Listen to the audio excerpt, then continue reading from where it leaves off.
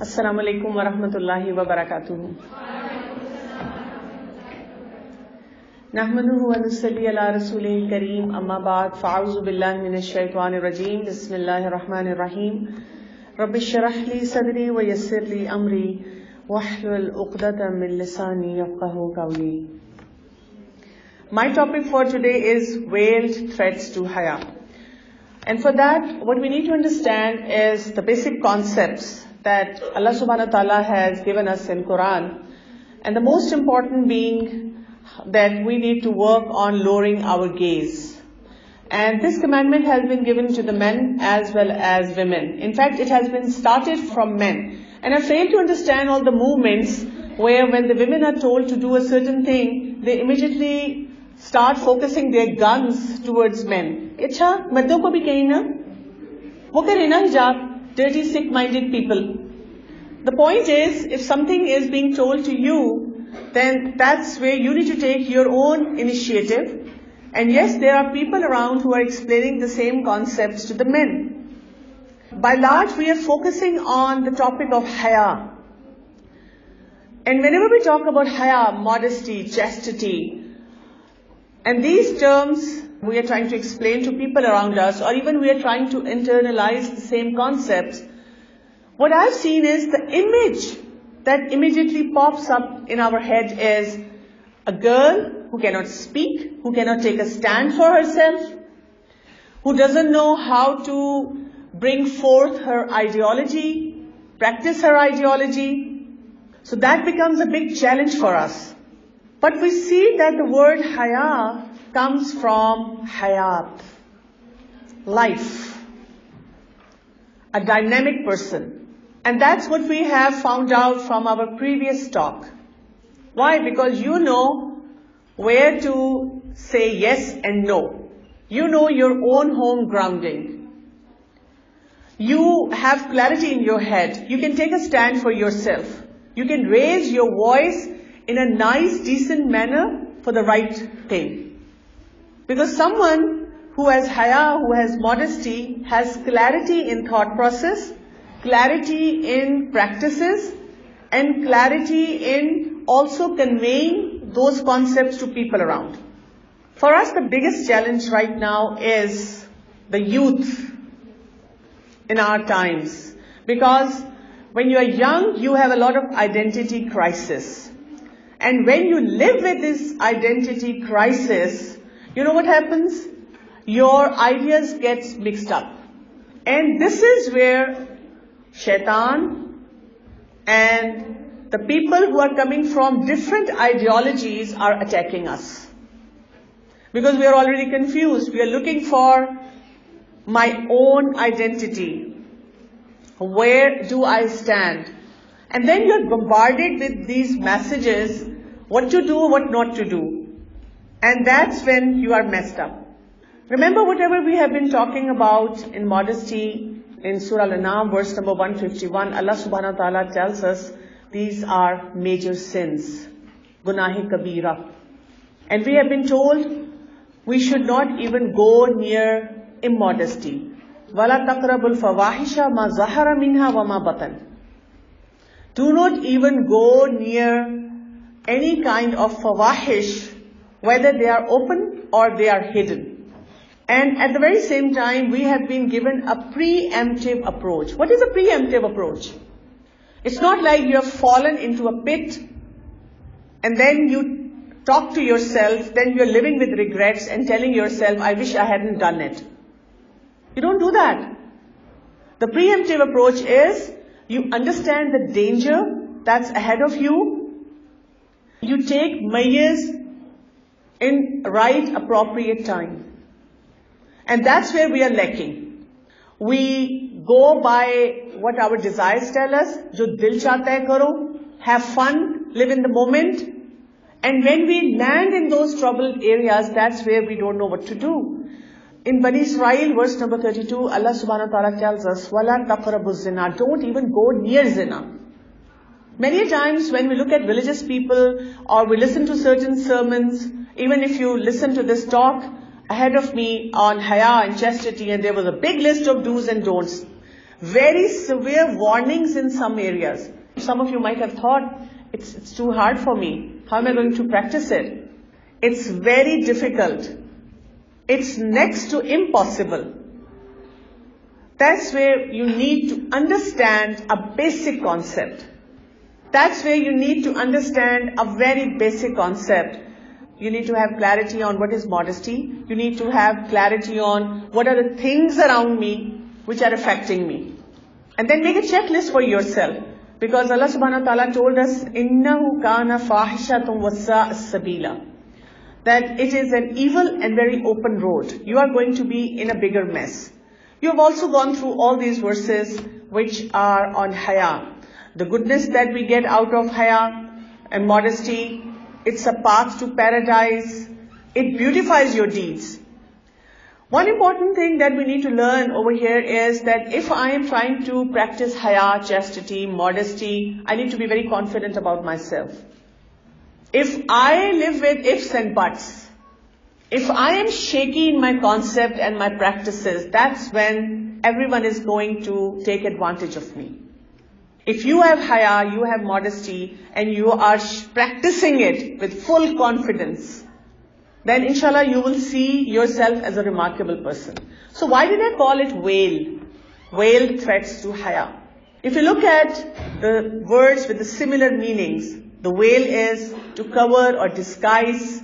It's a screen, it's a canopy, it's a mask, it's a covering, it's something which hides, it's something which is implicit, underlying, it is undetectable, it is indirect. Why we call it veil threats? Because they are evident, but they are not taken seriously. When we say, وَلَا تَقْرَبُوا الزِّنَا, don't even go near zina. You don't even identify it with zina. You're like, मैं तो कुछ भी नहीं कर रही. I'm just putting an innocent remark over there. Hoy, ये तो uncle है. It's just like my brother. अपने भाई की तो उंगली बर्दाश्त नहीं होती. You know, your brother is sitting next to you and you are like, why are you even sitting there? Why are you even looking at me? How dare you touch my phone or laptop or even my bed? But someone whom you say is like my brother is authorized to everything that you have. Feel the difference. Feel the difference. These are evident, but they are not taken seriously. And we regard these things as safe. They come like a hijab. They're so covered, we don't see them as a threat. We go in that path, we take that path, thinking, I am a strong person, I have clarity in my ideology, and I will cope with it. And that's where we land in trouble. So let's look at some of these veiled threats. The first threat, we have cyber Romeos. If you look at a profile of a cyber Romeo, he is not vulgar. He seems to apparently have either a decent get-up or a sunnah get-up. He likes to be personal with sisters. He'll send you messages. I like the post that you share. I saw your work and I really appreciate it. Like in the whole world, they cannot see the talks and the work which is done by dynamic men. But he immediately identifies something which is done by a girl. And then they pursue you Islamically. When I see you, when I meet you, when I work with you, you're reminded me of my sister. You actually need to meet his sister to find out what kind of relationship he has with her. Do they even talk to each other? Has he made a similar remark to her? So this is a profile that we see of a decent person on net. You know why it is dangerous if you look at it? First of all, it will only give you more broken heart. Because you keep talking to them, you keep interacting with them, they are not your mahram, you start developing those feelings towards those people. Because you are entering into that domain without any defenses. मैं कौन सा affair चला रही हूँ? Astaghfirullah. We're working on a project, we're just discussing ideas. So you are entering with all your guards lowered down. Okay? You don't have any defense system activated at that moment. And suddenly one day you realize you are in love with him. You started missing him. And suddenly you realize he is throwing remarks with a double meaning. Now that's where you're getting confused. That's where you're trying to understand what he's saying, why he's saying. And then your love needs come out. You realize he's the only one who appreciates my work. Nobody loves me in this life. I miss him. I think about him. I want to work with him. You are suppressing your feeling. And your focus is out of that domain now.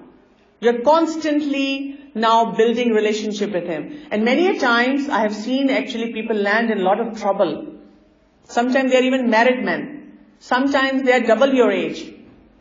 But many a times, in fact, these cyber Romeos are playing around with you. They're not serious. Even someone is serious, you actually get to know that person. He wants to marry you. You find out there is a huge difference between either your ideology and his ideology, or your parents or your family and his family. And for many reasonable, logical reasons, your wali would not be ready to give you in the marriage for this person. So what's the solution? We need to constantly be working on our company.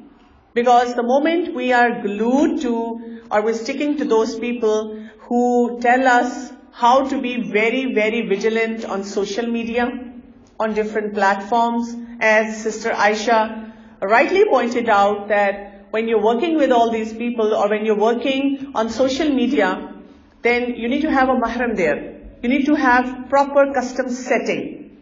You need to have a very clear criterion for yourself that you are not going to be, even if you're feeling low that day and you're sitting on your laptop, you were working on something and a chat, something pops, a request pops up. And since you were hating your life at that time, or you're feeling very lonely, you say, what the heck, let me just talk to him today.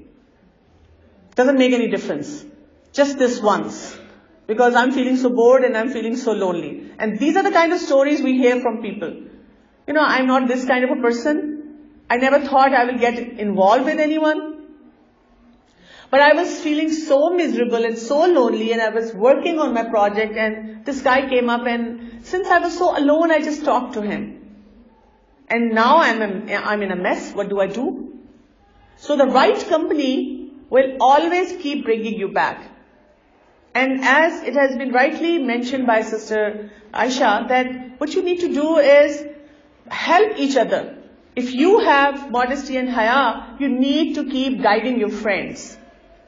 Like on Instagram, a lot of institutions these days, they have the institution forums, class forums, they have memes, they have confessions. And in those confessions, the girls and the guys, they are boldly talking about their involvement with a guy or a girl. The girls are boldly saying, he's my man, or I have a crush on this and this person. And they're spreading rumors about one person or the other that they hate. And those people are landing into severe depression. So we need to safeguard ourselves. We need the protection of a mahram, as it has been said. In all such dealings, keep your mahrams in place. You need to connect very strongly to Quran and Hadith. Your chastity needs to be polished all the time. Like we clean up all the mess, all the clutter, everywhere.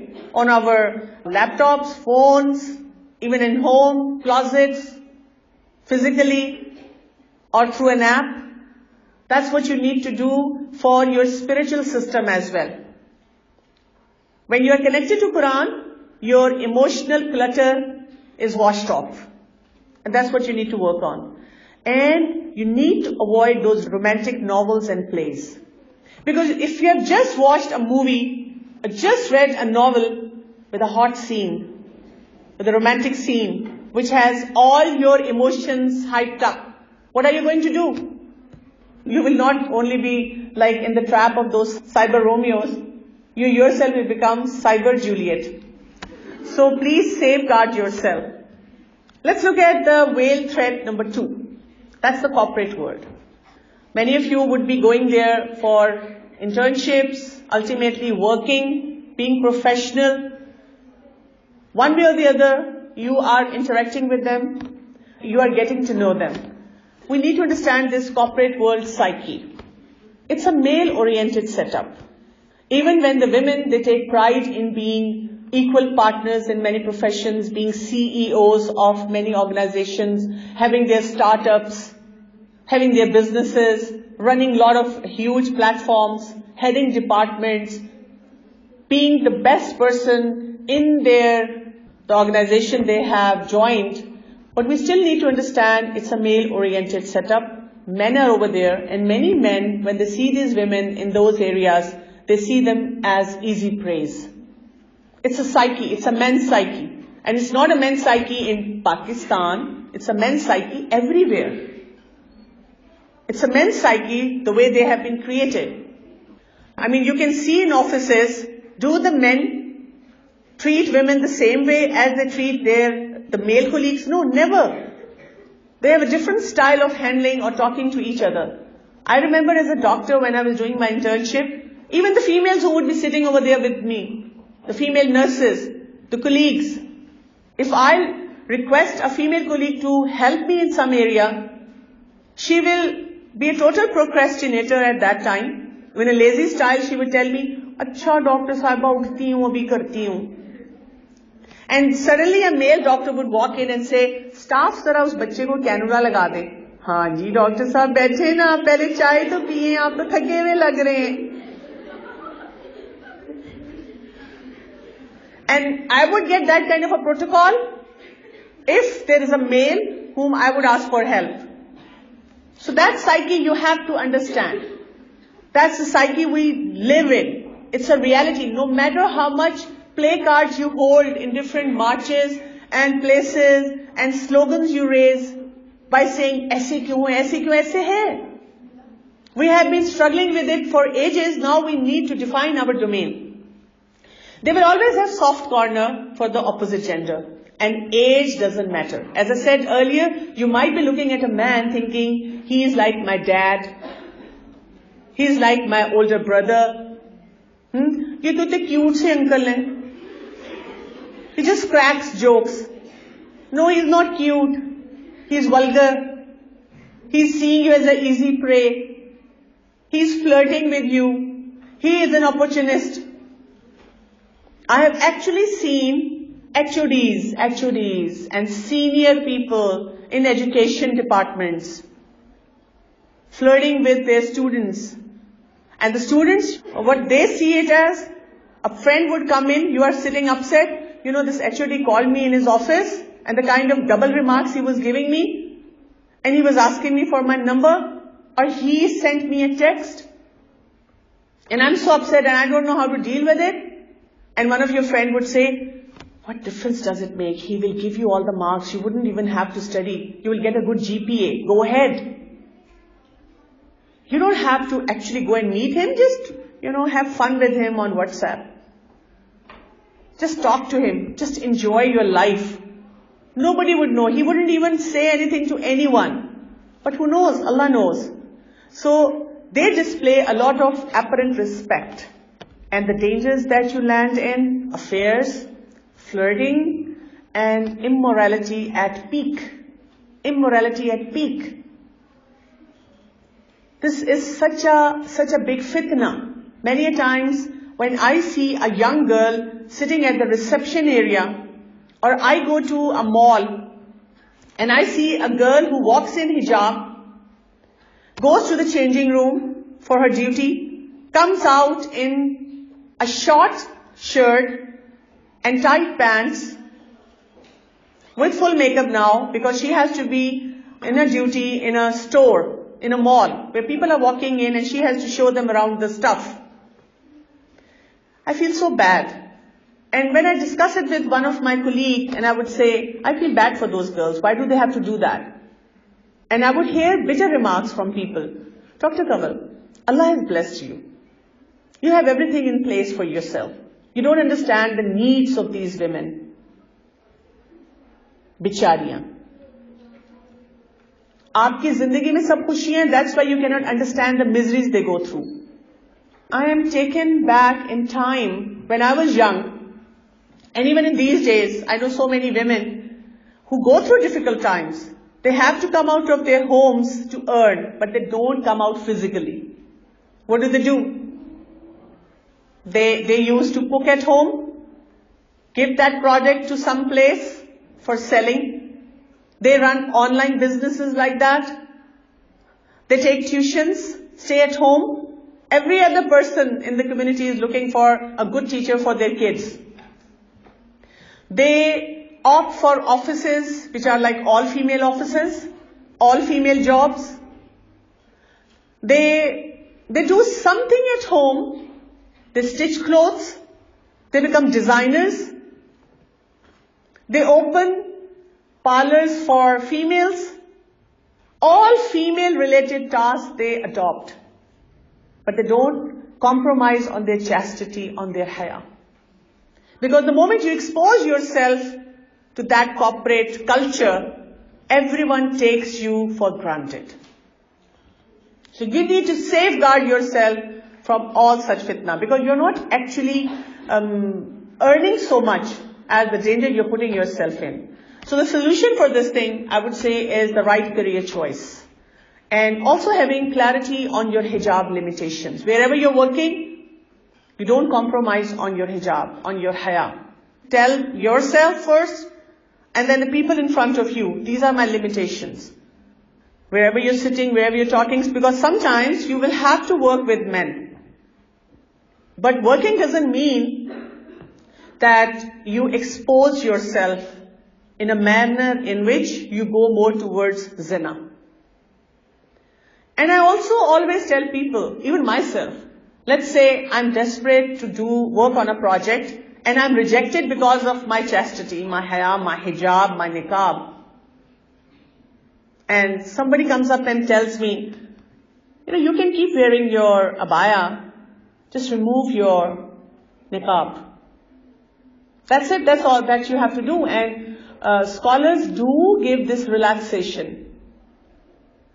So why don't you take that relaxation? And I would say, no, I don't want to take that relaxation. I don't want to expose myself in those places. If people see me talented, they would take me up. And if people are rejecting me because of my chastity standard, that means Allah subhanahu wa ta'ala is protecting me from something. I'm not going to make that compromise. And trust me, with all these years that I have struggled in different places with my hijab, at the end of the day I realized that Allah subhanahu wa ta'ala has definitely saved me from many places. And Allah subhanahu wa ta'ala has taken me to the peak of all those places where appropriate for me, despite the fact that I was wearing hijab and niqab. I came on media, on many TV channels, after wearing my hijab and niqab. So clarity in your head is very important, where you set your own hijab limitation, and if you're not taken up for a job, you tell yourself it's okay.